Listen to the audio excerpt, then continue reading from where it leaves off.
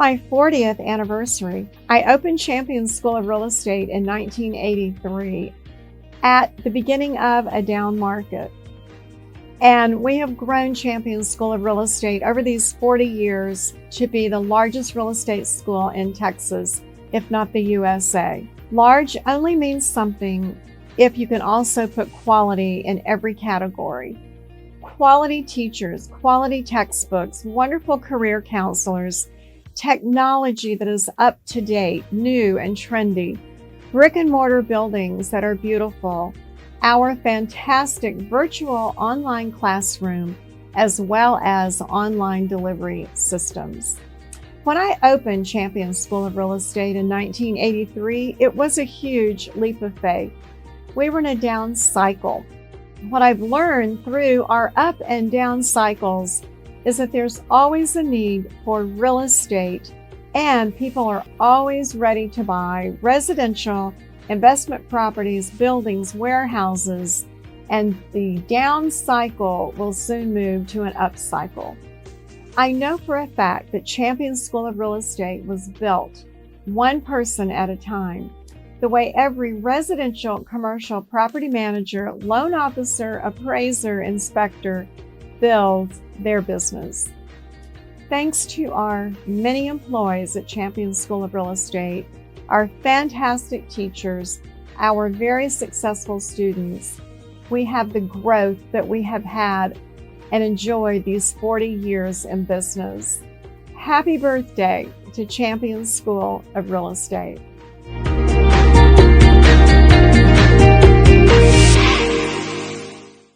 Good morning, everyone. I'm Rita Santamaria. I'm the owner, founder of Champion School of Real Estate. And as you know, we love to interview our Champion graduates.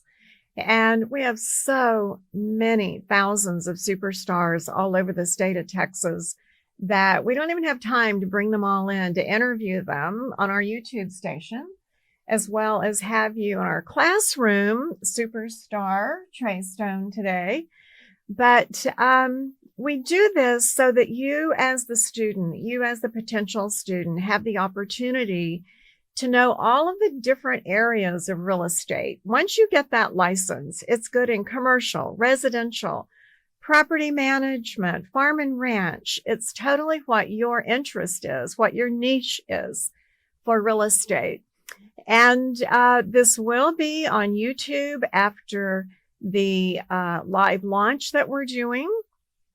It's also on our Real Estate Superstars Today podcast. And you can listen to that podcast all day long and get to know about Trey Stone. I'm going to just give you a short little intro, Trey Stone, because I'm so impressed with your background. He is, first of all, very, very successful in the investment part of real estate. And in fact, he is the equityacademy.com owner principal. I'm going to repeat that again. If you want to find him later, he is equityacademy.com. I'm sure by the time we finish in 50 minutes, you're going to know so much about Trey Stone, you will have no difficulty finding him. But right now, I just want to say he was the youngest past president of the Houston Apartment Association. In 2007, he was the Independent Rental Owner of the Year winner by the Houston Apartment Association. In 2008, the Independent Rental Owner of the Year National Apartment Association honoree. And in 2009, the Texas Apartment Association again gave him the Independent Rental Owner of the Year winner. So that being said, I'm just going to move right into you, Trey Stone. Why and how did you decide to go into the investment side of real estate? What was the defining moment? Well, first of all, I just want to say thank you so much, Rita, for the opportunity to join you on the show. I'm so pleased you're here.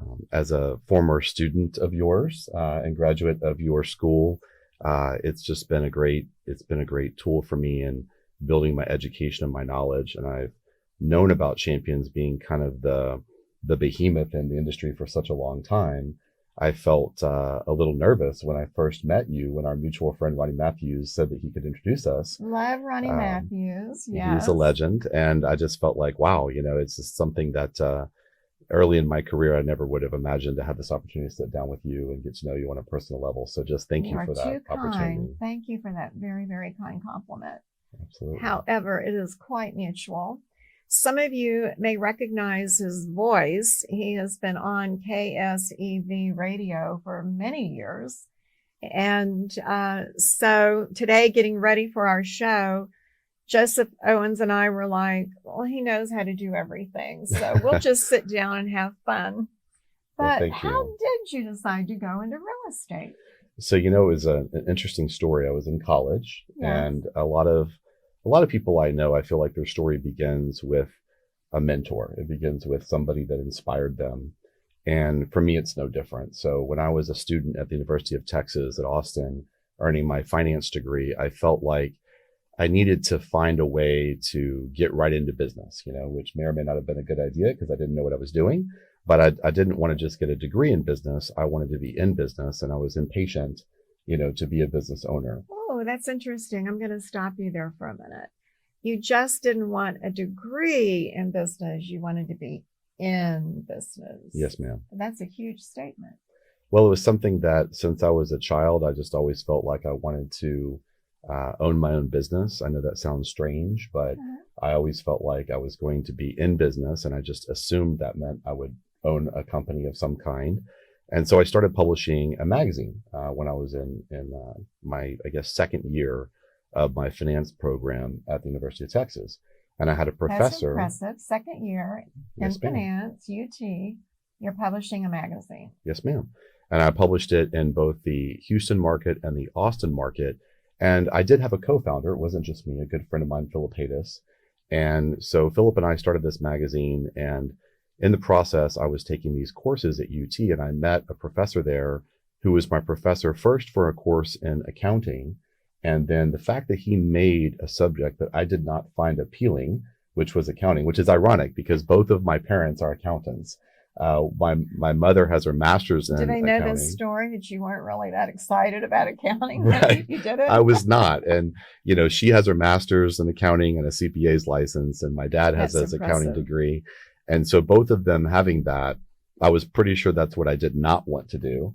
But this professor really made the subject interesting, and he applied it a lot to business. And so it didn't feel like it was just the numbers. And I do enjoy numbers, but I've always enjoyed their application to a business, not just theory for the sake of theory. And so he introduced these Harvard review case studies so that you don't have to go to Harvard to do, and you can learn from them. And I loved that. And so I found out that he was teaching a course in real estate. And so I signed up for that course too. Okay. And in the course of, in the process of taking his two courses, I got to know him a little bit as my professor. And he was interested in what I was doing because I had just mentioned it casually during his office hours. I came to see him about something in the class. And so he asked me to bring him a couple of issues of my magazine, which I did. And then he invited me out to his home, which was very kind of him. Yeah. And it was on Pascal Lane in Westlake in Austin, which a lot of people called CEO Lane at that time. And he had, multiple technology company CEOs and CFOs and COOs as neighbors. And as we got out to this beautiful home, and he's got cascading levels off of a hill, where one level's the sport court, another level's the putting green, another level's the pool. I want to do what he's doing. And I'm going, how is this? So I asked him, I said, right, how are you doing this on a professor's salary? Were you born into money, or, what's the story? Plus, I noticed that he was super passionate about basketball and tennis, and he coached his kids and was really involved in all that. And he explained to me that while he taught as something he was passionate about, that he made all of his money in real estate. Okay. And he had been a business partner of Ross Perot in a number of deals, which I remembered from his presidential campaign years earlier. Yeah. And he showed me off in the distance the Frost Bank Tower in Austin. And he said, we built that, my partners and I. And that was kind of a stunning revelation to me. So teaching was his passion. It was. But he made his money in real estate. And so that just made a huge impression on me. And I thought, okay, I don't have a background coming from money. I come from humble beginnings, and I don't know what all the different possibilities are, ways to make money. But this seems to be something that has allowed this person to have a life that I would want, where he was really involved with his family. He took me to his country club, and I met, some of his extended friends and saw his kids ride around on golf courts. He saw a lot in you, Trey Stone. He was very kind. But he invited you out. He saw the entrepreneur in you, for sure. He was very generous, and it changed my life because it set me on a path to figure out, well, how did he do it and how did he get started? And I actually bought my first rent house from him. It was one that he had owned for a very long time. He'd reached the end of that 27.5-year depreciation schedule. And so he thought, I don't want to have to now have income that's not covered by depreciation that I have to pay taxes on, God forbid. And of course, being Austin, he had a huge capital gain opportunity to sell that property because he had owned it for a low cost basis for such a long time. And so he was kind enough to help me buy my first rental property from him as well. And so I was kind of off and running. And by that point, I think I was a junior in college. And I just continued in real estate from that point forward, and always had that goal of balancing family, balancing, a business, and then also balancing a passive investment pool of income producing real estate. And when you see someone that's done it, it just gives you that evidence and proof that it can work. Well, many people see those that have done it, but I want you, which you already know, I want you to know how very intuitive you were, that you knew it was a very special opportunity, that he invited you there to see what he was doing. And that it almost sounds like he took you under his wing a little bit and mentored you, that you had the opportunity to buy your first rent house from him. He did. He also had another pivotal role, which is that he introduced me to the publisher of Texas Monthly, Mike Levy, at that time. That's pretty pivotal. It was. And here I'm producing my little magazine. I'm meeting the publisher of Texas Monthly, That's So amazing. I went over to the Omni where he officed and went up and met him. And what Mike said after meeting me and chatting for a while is he said, Trey, I think you're a really talented young guy. I think you're going to do well, but it's not going to be in the publishing industry doing what you're doing. It's going to fail, and you don't even know that it's going to fail. And it was a very kind of humbling moment for me. That's pretty sobering. Right. It was very, very tough, feedback to get. And he said it was because the print medium in general was becoming less and less profitable. And he felt like with the cost of everything from ink and paper to distribution, that the economics didn't really support startups in the printed media space anymore. And he felt like if you didn't have already an established subscription base that was much larger and some economy of scale, that you were somewhat set up to fail. He said, however, I hope it fails as quickly as possible, because the sooner that you get rid of this magazine and find whatever it is that you're going to go do, the sooner you're going to be massively successful. And he said, I'm 100% certain that you're going to be massively successful. I just know that it's not in this. So the sooner that you get rid of this and find out what that is, the better. And that was tough feedback, but wow, was he right. He was 100% right. So what a tough conversation. And you definitely were not really mature at this point. You're in college, got your little magazine, you're at Texas Monthly headquarters, and they cut you off at the knees. 100%. But it was a good thing. It was a great thing. So then I know you went into mortgage lending, and I know that you had Benchmark Mortgage, and you originated single family loans. Yes, ma'am. And you did that from 2001 to 2006. Then at the same time, you had Texas Diversified Interest, and you were then originating commercial loans. Yes, ma'am. So I just love all these little dots that when you look at it today, you literally connected the dots backwards to be where you are today. If you didn't have the finance degree from UT, if you hadn't been a loan officer, a lender, a mortgage broker, you would not have seen all of the structure of loans that I'm imagining were like a springboard to say, maybe I want to do something involved in the lending side. So first I'm going to ask you, because you are one of our wonderful champions, how did you find Champion School of Real Estate? It's funny because I thought about that before today, and I was thinking, how did I originally come across it?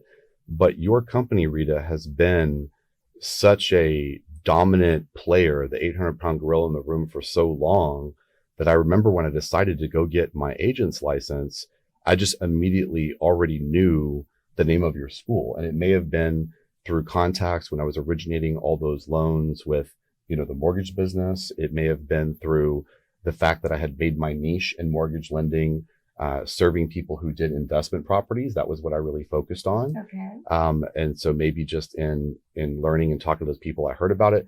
But I don't remember someone saying, you need to go to Champions or, Googling it or something. I just remember already knowing that it was the dominant player in the space. And that's what every owner wants to hear. Well, it was the truth. I mean, I didn't need an ad. I just already knew. So celebrating 40 years in business this year.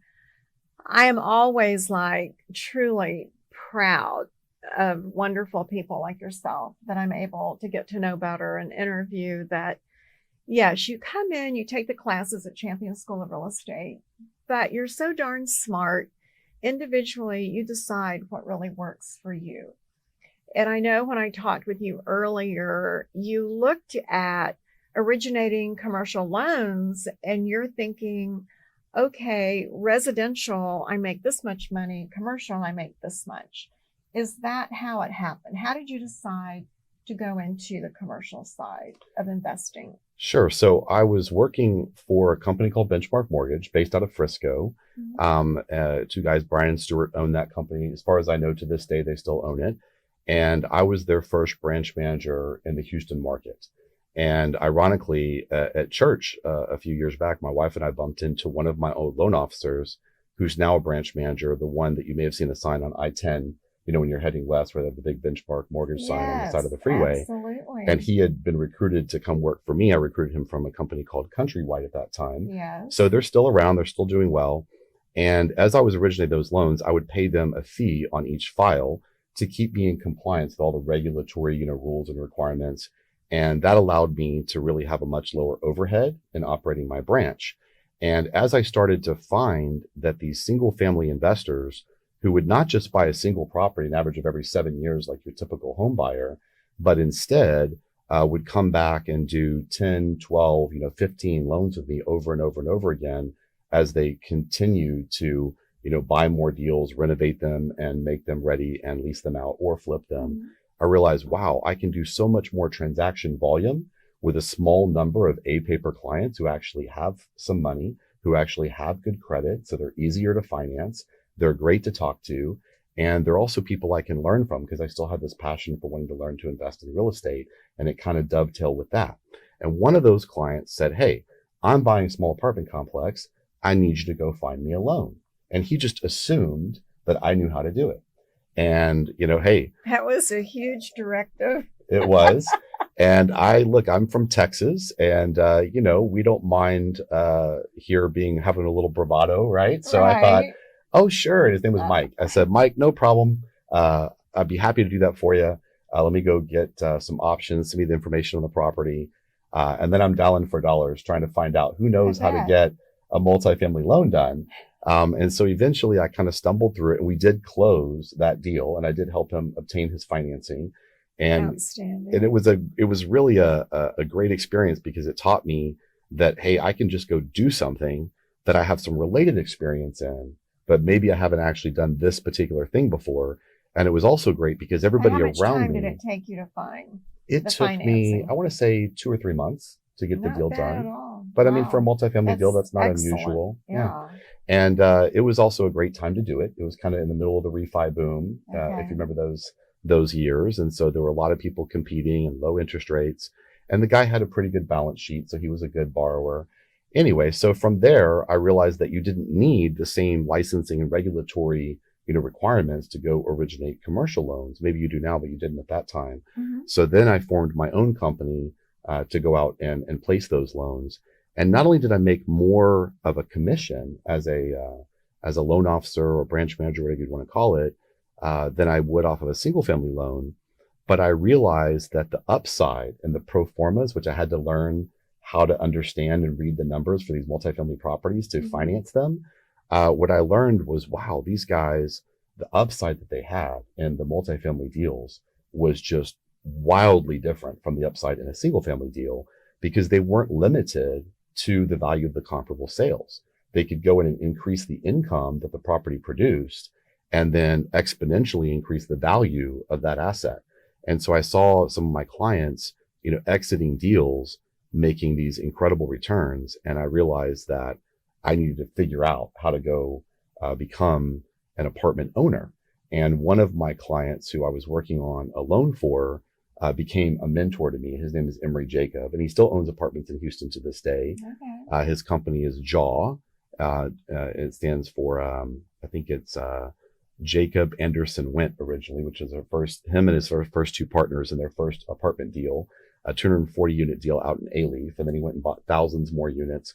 And he let me follow him around like a puppy dog. That's amazing. And learn from him. And so Wow. That's kind of how I made that transition from being in the lending side of things to now not just investing in single family, but investing in multifamily. You've had a lot of people that just like you, Trey. That your professor. No accounting for taste, I guess. I mean, to get this wonderful mentoring, wonderful free advice. And I know I actually got reacquainted with you through Ronnie Matthews, one of our mutual friends. And I know Ronnie does business with you as well. But you have that very likable, genuine personality. But I'm going to take it a step further, because this is what really impresses me tremendously. First of all, I want you to see his brochure, which is very nice, especially for those of us like myself. I want it really simple, clean, not a lot to have to read. But on this page in the back of his brochure, his portfolio brochure, you literally have the property name that was sold, the unit count, purchase price, the purchase date, the sales price, and the sales date. Yes, ma'am. What really impresses me tremendously is if I just look at the total unit count you've been involved in, it's 5,789. Yes, ma'am. And then the purchase price for those units, $198,985,302. So $198 million for the 5,789 units. The sales price, and you have the dates here, the sales price, $336,860,466. Therefore, not being your mom, the accountant with her master's in accounting, but doing the simple math, a profit of $137,875,164. So putting everything transparent in your brochure really caught my attention. Thank you. Because it for sure says that you know what you're doing. So how do you go about finding the properties? And obviously you don't have to give us as much information or as little as you want, but how do you find the properties you're interested in investing? How do you find your investors? So to kind of get started in the business, that was one of the reasons that I wanted to enroll with Champion School of Real Estate, because I wanted to get that license so that I could get on the MLS and I could find these properties myself and not always have to rely upon a third party. Although I've always been happy, to find a deal through any source, whether it be another agent or whether it be through a friend or seeing a sign somewhere and pulling over. I certainly have no prejudice about where I find deals. but I wanted the access to the MLS, not just as a consumer, but as a real estate agent. And so I started out doing that when I was doing single family properties. And then as I moved into multifamily properties, I found that it was very difficult for me anyway to break into that because my family didn't have a background in commercial real estate at all. Mm-hmm. And by the way, on that point, a lot of people consider apartment complexes to be commercial real estate. Other people will call them residential real estate because people do live there. From my point of view, they're a little bit of both because call them multifamily. There we go, multifamily. Yeah. And so as I was exploring those properties, I found that a lot of the brokers that I spoke to really were not that excited to get my call, which was a big shock because when you're dealing in single family, someone's very happy to get your call that you might want to look at a deal. Definitely. And with these multifamily brokers, I was finding them through LoopNet, and I was going to meet with them and try to talk to them about investing. And I had never owned an apartment complex before. And so they were really just not particularly interested in arranging tours for me, and kind of felt like I was not going to be able to close those deals. So that was tough. Your foot in the door? So what I finally did was I was able to convince my buddy that I met through him being my client as a mortgage broker that I mentioned earlier, Emery Jacob. I was able to convince him to let me get into a deal with him. And I say let me because I didn't have enough money to meet his investor minimum. But he was very kind and he let me do it anyway. And I did tell him that, hey, his favorite drink is vodka fresca. I said, those are on me for the rest of all time. And if we ever meet somewhere for dinner or lunch, whatever it may be, you're not paying. And to this day, I don't let him pay for anything anywhere we go. And he complains about it all the time because now we're more colleagues and friends. We've owned 2 boats together and we've, long-term friendship. It's wonderful. But I'll never forget that he was kind enough to let me do that. And then by the time I moved into subsequent deals, I now had a little miniature track record of having been in that first deal. And I may have been guilty of aggrandizing my role in that transaction, where really I was just sort of a miniature volunteer sidekick to Emery in that deal. But certainly when I approached brokers, I talked about, well, my apartment complex, blah, blah, blah, and my partners and blah, blah, blah. And so that kind of helped them get more comfortable. And I worked with a broker named Charlene Nixon. And Charlene has been here doing real estate deals in Houston for 40, 50 years. And she's still going strong with it, and very, very talented, brilliant woman. And she saw some potential in me as well and was willing to bring me in as the first time deal where I was going to be the lead investor. And she knew that was a risk, but we've closed several deals together now over the years. And then through those deals, I met the brokers on the other side of the table representing the sellers. And then now I've done obviously hundreds of millions of dollars in business with some of these other brokers. But unlike single family, where there's just this huge swath of realtors that you can reach out to, multifamily deals, especially the ones that I buy, Class B and Class C properties, they're really sold by kind of a handful of firms. It's not a huge group of people out there doing it. And you kind of have to have a little bit of a way in, to have credibility with them.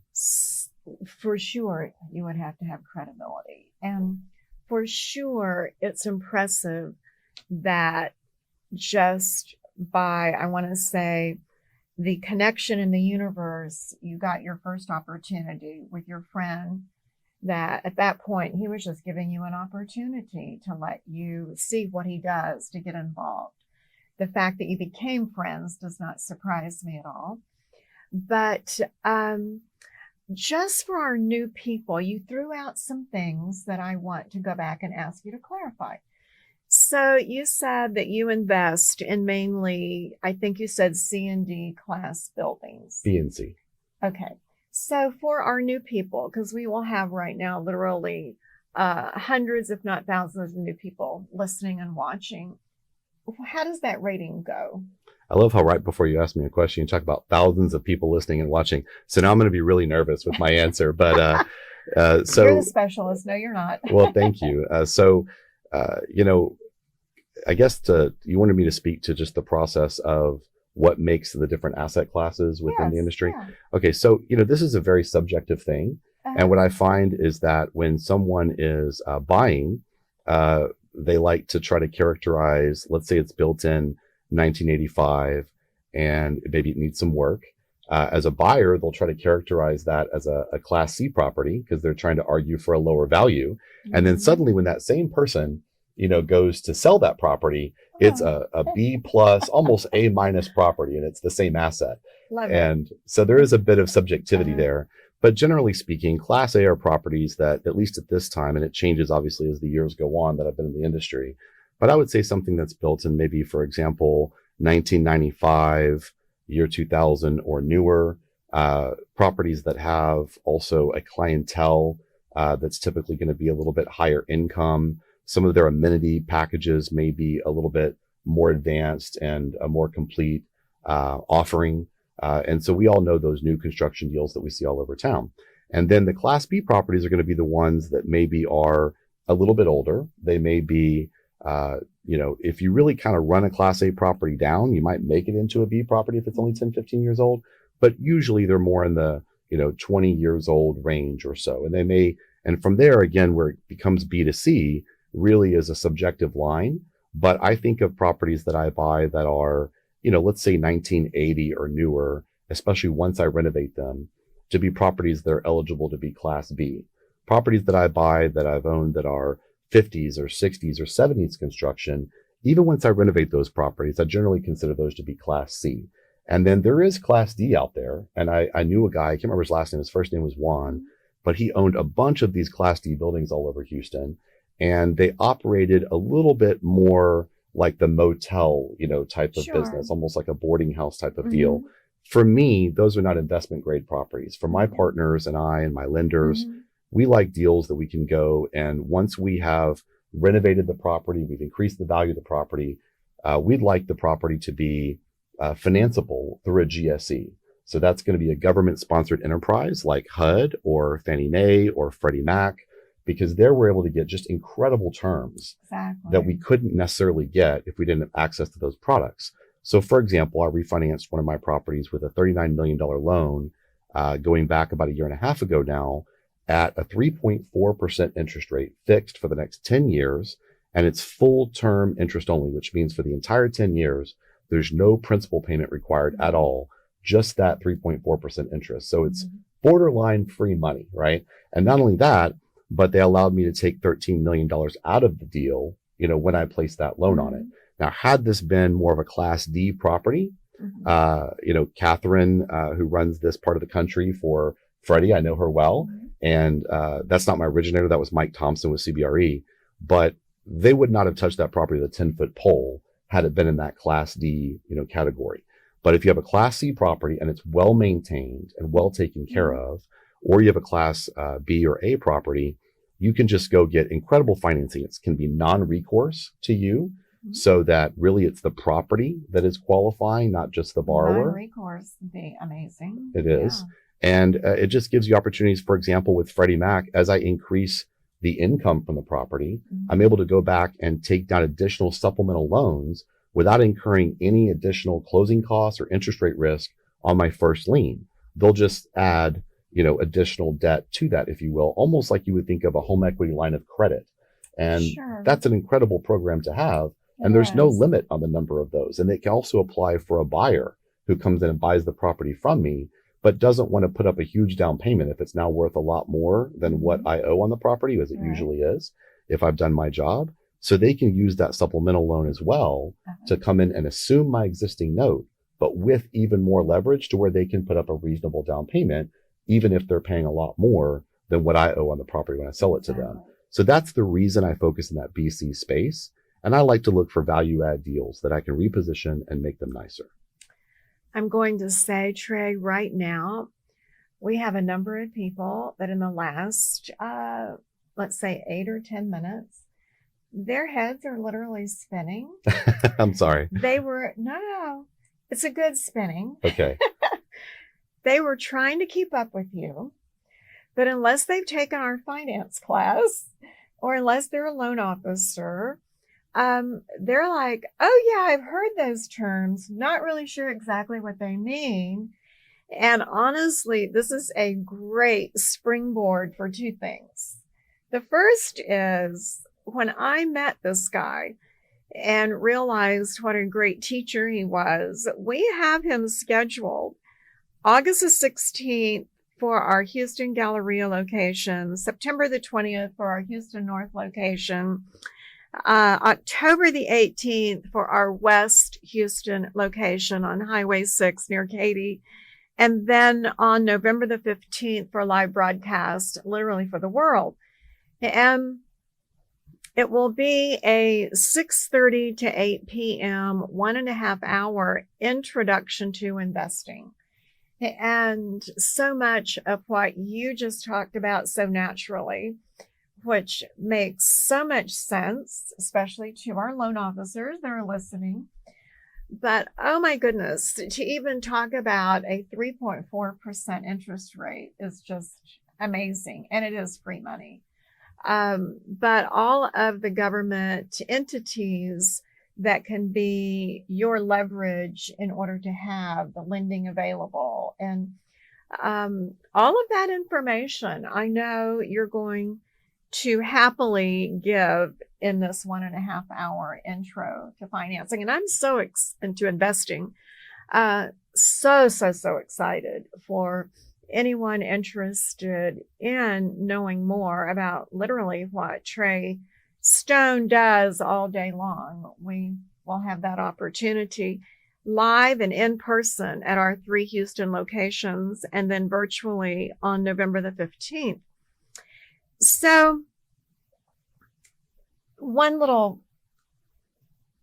final thought on that conversation, because it works in so beautifully here. I just want you to know what impressed me in your brochure, and you really can't see this very well, but this is what I'm referring to. Not only do you show one of your acquisitions and you show the before property, but I look at the after property. And I think, yes, not only is it more upgraded, it looks more inviting, it's refreshed, but what used to be just an empty dirt field, I noticed that you and your investors have a beautiful playground there. Yes, ma'am. So it has to make you feel sort of good as well, that not only are you investing, obviously making money for yourself and your investors, but you're also helping people. Absolutely. I have found that, some people equate business as being sort of a zero-sum game, and that there has to be a winner and there has to be a loser.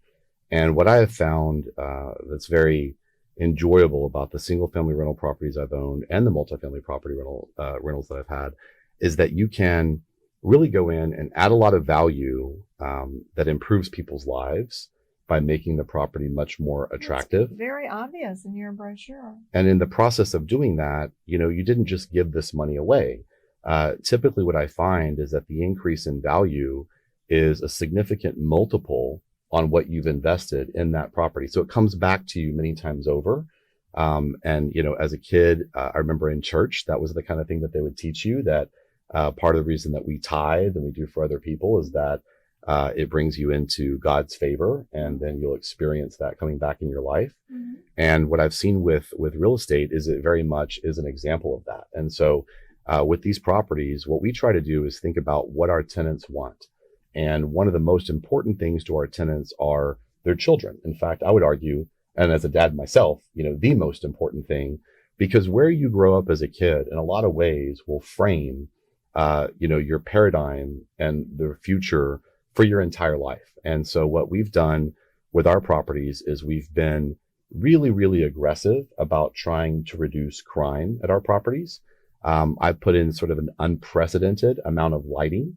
I have drone footage of my properties at night, and it makes it look like all the surrounding properties are actually completely dark. That's fantastic. Like there was a power outage and we're the only one that had a generator. That had a generator going. But it's not true. They have power. It's just that we're so much more lit up. It's like a baseball stadium at night. Wow. And then we have lots of security. We also use law enforcement officers, like my brother, who's a police officer with the University of Houston Police Department. He helps me locate police officers to work as courtesy officers at our properties, and we take good care of them as well. So the first thing we try to do is create a family-friendly environment where people can feel, let's just say, more safe. You're always hesitant as a property owner to say safe for liability reasons, but we can certainly make it much more safe. You got it. And we don't say, hey, this person's breaking the law, but they pay rent, so we'll leave them in place. No, we're not going to let you stay if you're involved in any kind of nefarious activities at all. And at a lot of low income properties, people don't buy them because they're fearful of exactly that. You know, what happens if I get a criminal in my rent house or in my apartment complex? And I'm here to tell you that there are ways you can remove those people, and you can do so within the confines of law. You can do so safely, at least here in Texas. And what I have found is that just by changing that aspect of the property, by removing the criminal element when you buy a property, that in and of itself is transformative, you know, for the way of life of everybody there and the value of the property and what rent people will pay. But when on top of that, you fix everything that's broken, and then on top of that, you say, hey, there's no playground, let's put one in. Or there's one there. I can't tell you how many times I've bought a property and I wish there hadn't been a playground because the thing was a hazard. It had all kinds of rusty, sharp edges and poles that used to support some sort of playground equipment that were lopped off at the bottom. Right. But now it's a trip hazard with a big, nasty, rough, you know, rusty edge. You've seen that at properties. And you think, like, there's kids playing here all day. Exactly. How many of them have already been hurt by this thing? Exactly. So we go in and we try to re-amenitize the properties. We try to fix everything that's not, you know, functioning properly. And in the process of making these upgrades, we're now able to run the property with really low turnover.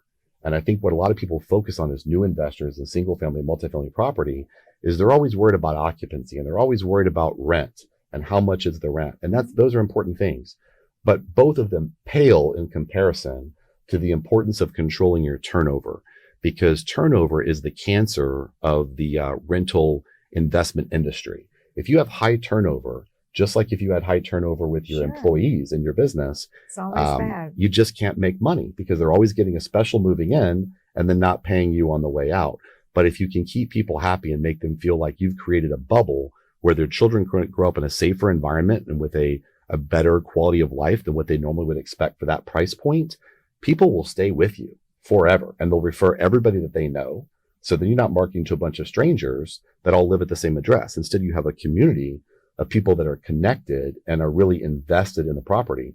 And if somebody's up to no good, they're going to let us know about it right away as well. So very high on your list is protecting your investment so that you don't have turnover, which makes so much sense. And again, that's why I pulled those pictures out, because it showed that you obviously care about the properties, but more importantly, you care about the people that are in the properties. Yes, ma'am. So you, on the front end, I'm sure, tell them, oh, we're going to do so much of a better job. But then when they actually see what you're doing, that says everything. The proof is in the pudding. So that information is so inspiring for so many that are listening today, because again, sitting in the classroom, you're going to get that license, you're going to take our prep, you're going to pass the exam, and then it's like, what am I going to do? There are so many options out there. And the direction I'm going to go right now is, if you are involved in real estate as a salesperson, my goodness, you should be investing in real estate as a salesperson. 100%. And yet as well, most people, whether they're in real estate or curious about real estate, they think, I don't have the money to invest. So tell us, if you would, how do you overcome that objection, and not even an objection? How do you deal with that? How do you become an investor when you feel like you have very little money? The path that I usually recommend for people is, you know, kind of a few steps. The first thing I tell people is that you can't get away from the basics of financial responsibility and financial literacy. If you don't have a roadmap, it won't matter how fast you drive or how fancy your car is. You're still not going to get where you're going. Where you want to go. And so what I encourage people to do is to get the education and also really seek out a mentor. You may not know who that person is today, but as you start to sell real estate and you've got your license, or let's say you're getting licensed through Rita's group to go out and originate loans, like what I did. Either way, your clients need to be people that you get to know more than just a name on a piece of paper. You need to get to know them. And now in the age of Zoom, it's even easier than it's ever been to have sort of that face-to-face interaction that previously we had to drive across town through traffic and be able to do. If you were even lucky to do that. If you could do that. So I think that for people that get to know the folks that you do business with, you'll find sooner than you think when you start looking. It's almost like when you buy that car and then you're like, I see the car everywhere. Before I never saw that car when I bought it. That's so unusual. It's just a psychological switch that once you flip it, you start finding mentors. You find other people that have done it. It could be a friend. It could be a family member. It could be a client. It could be someone that you meet when you're ordering coffee at Starbucks. That's happened to me before. So the point I'm making is that, and on top of that, you can seek this out. There are groups out there.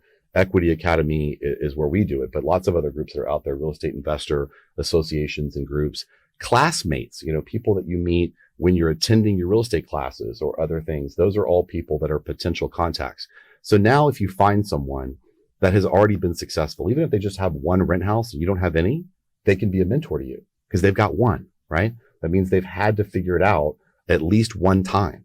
And so they'll tell you what went well, what didn't go well. And then maybe you find somebody that has had 4 or 5 or has had 10 or 15. And so as you find a mentor and you combine that with getting the formal education, that kind of helps you create your own little roadmap and know where am I actually going versus just kind of blindly having activity without productivity because you don't really know what you're trying to accomplish. And what I would say to do next for people is that they should learn right away, just like if you read The Richest Man in Babylon by George Clason, that they should be taking a percentage of the income that they earn off of every commission, off of every deal, off of every paycheck if you're a W-2 employee somewhere. And they should be putting that aside to invest in themselves and to put into some investment property so that they're building that pool of funds. Now, while that's building, if you're like me, and I'm rather impatient and I'm rather action oriented, what I said was great. I'm doing that, but by my math, gosh, on my spreadsheet, it's going to take me a while to have enough money to go buy my first property. So then I started seeking out properties where there was a possibility of seller financing. I did that on my first couple of deals because I had no money. I grew up next to a trailer park in Pasadena and, my parents did okay, but at the end of the day, we weren't rich and it wasn't something where they were just going to hand me money for me to go out and invest. I didn't have that rich uncle that died and I got a check in the mail or something. So neither did I. Yeah, we have to make it ourselves. It makes it, I think, even more rewarding. A lot more exciting and rewarding. Yes. But here's the great news. While that is a challenge, starting to save that percentage of your income and in acquiring that discipline, and it's also a challenge to find those first deals that you could possibly even do with seller financing, which is out there. What is great is that once you've done just a couple of them, it's not that hard to find an investor where now you have a track record. You can take them out and show them your couple of properties, introduce them to your tenants, and they'll realize, wow, okay, this person is successfully operating rental real estate. And now you can utilize the combination of your resources with their money and your time and your expertise that you're developing as a rental property owner to then be able to buy more. And as long as you continue to do that and just grind it out and do a great job with those properties, eventually the combination of cash flow and capital gains from the deals that you do early in your career will become the seed capital to then go multiply that over and over again in more and more deals. And I always tell people that I grew up loving the game of Monopoly, with the little greenhouses and then the red hotels. Sure. And that is exactly what I've done in real life. I started with rent houses. I built up some equity there. I moved into multifamily and then I did more of those over time.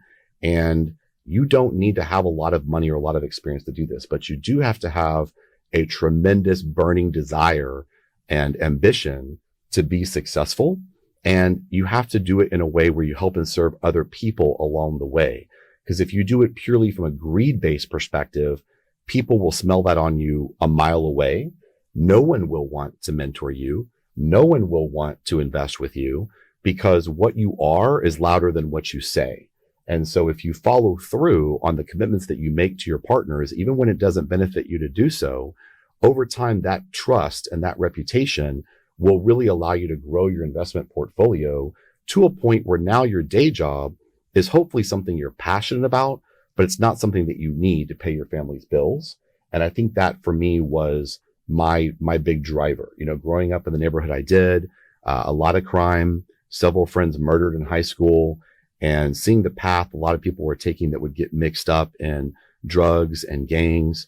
I wanted to find, a way that when I had kids someday, they wouldn't necessarily be exposed to that. And I could maybe give them a little bit of a head start. And I wanted myself to be careful about the people I surrounded myself with, because one bad choice can basically ruin the rest of your life. I feel like I'm doing an after school special now, but it was for me a big driver when I got into my properties, because I saw what it was like to be around low income properties and to be around a lot of crime and a lot of neglect. And what I've learned is that when you give people kind of a hand up, then that comes back to benefit you. And I think that's the most satisfying part about my career today, is I've been able to then now mentor other people when originally people were kind enough, as you said, to help me along the way.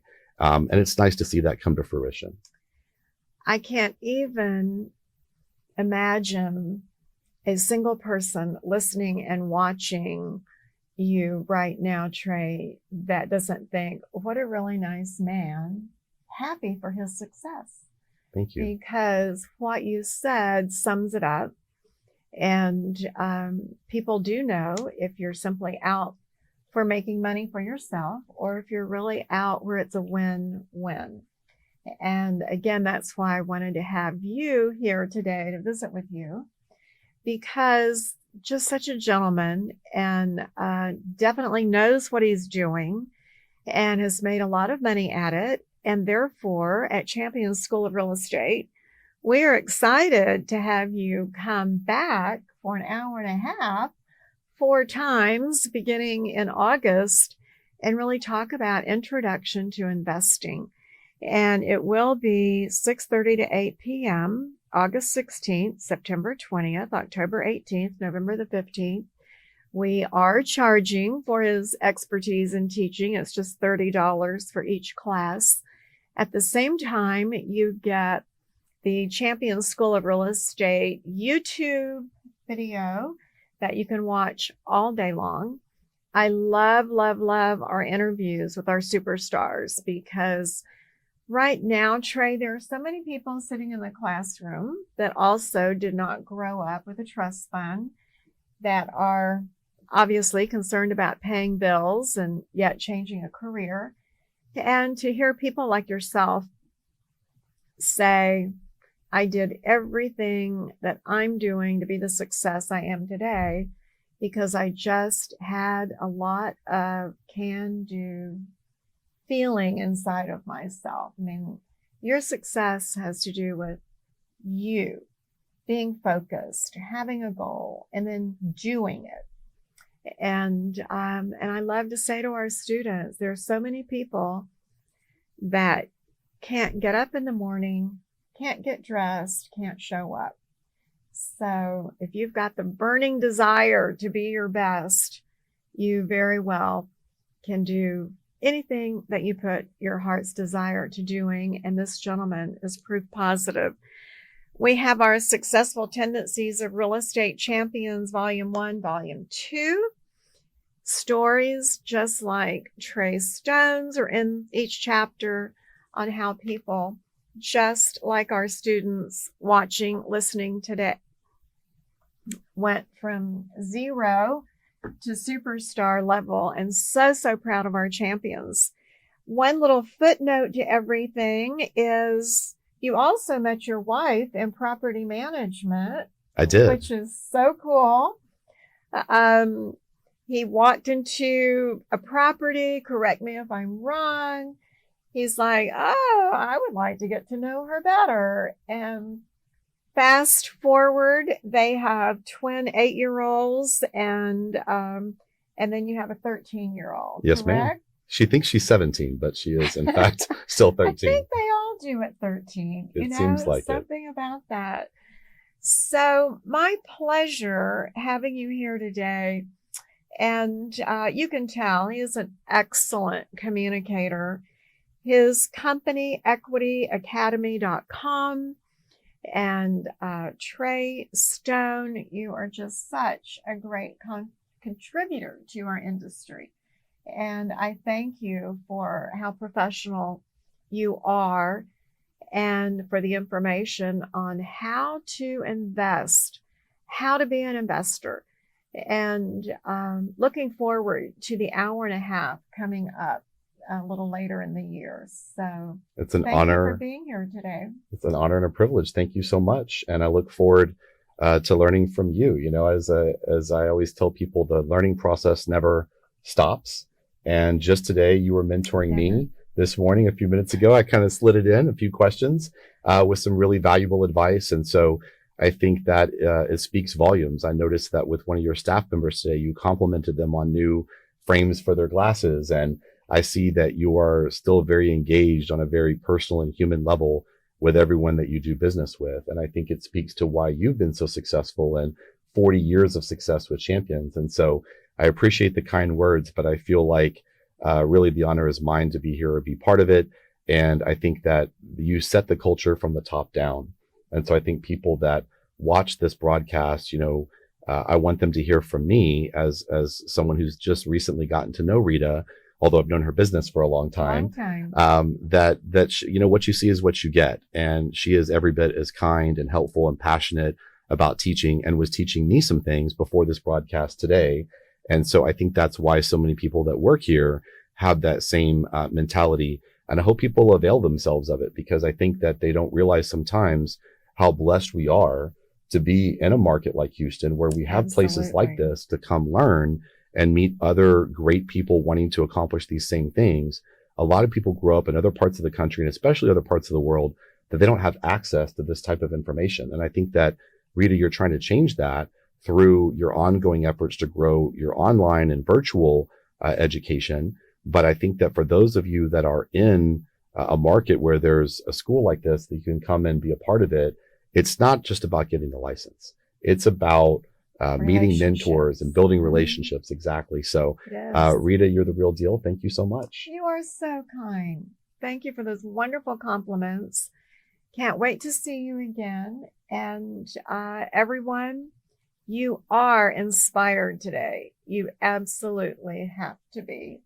Quite a guy. So thank you so much. Trey Stone with the equityacademy.com. And we will see you August the 15th. Yes, ma'am. Looking forward to it. Thanks for your business, everyone.